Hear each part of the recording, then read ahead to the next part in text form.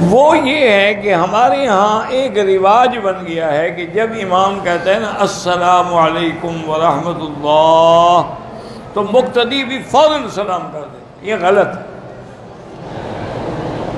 امام کا تو سلام مکمل ہی نہیں ہوا.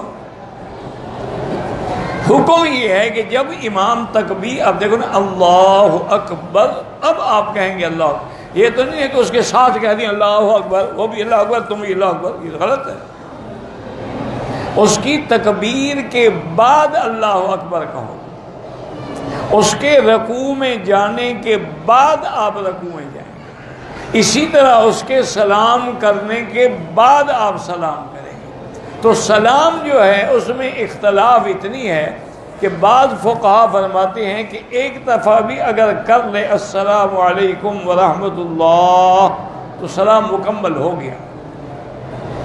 لیکن احتیاط اسی میں ہے کہ امام جب تک دونوں طرف سلام نہ پھیرے، السلام علیکم ورحمۃ اللہ، السلام علیکم آپ بعد میں سلام پھیریں، تاکہ ایک سلام کے بعد تو ہو سکتا ہے کہ جلدی میں آپ امام سے پہلے سلام کر بیٹھیں، ابھی اس نے گردن ہی نہیں بوڑھی اور آپ حجر اسود پہ بھی پہنچ جاتے ہیں تو نماز برباد ہو گئی، حجر اسود کا بوسہ ہو رہا ہے.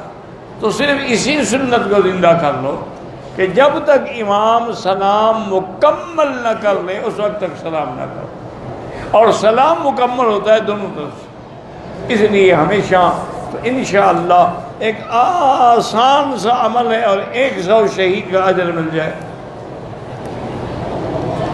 اور اسی طرح ایک دوسری بالکل آسان وہ بھی یاد کر لیں.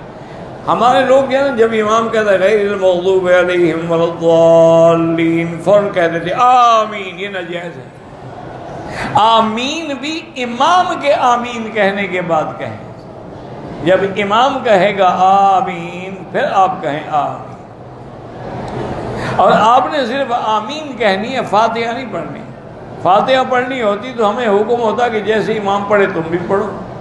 ہمیں حکم ہے کہ جب وہ غیر المغضوب علیہم ولا الضالین کہے گا تو ہم صرف آمین کہیں. تو بہرحال اگر اللہ توفیق دے، مشکل بھی نہیں ہے، جلدی نہ کرے، بس صبر ہونا چاہیے آدمی کو.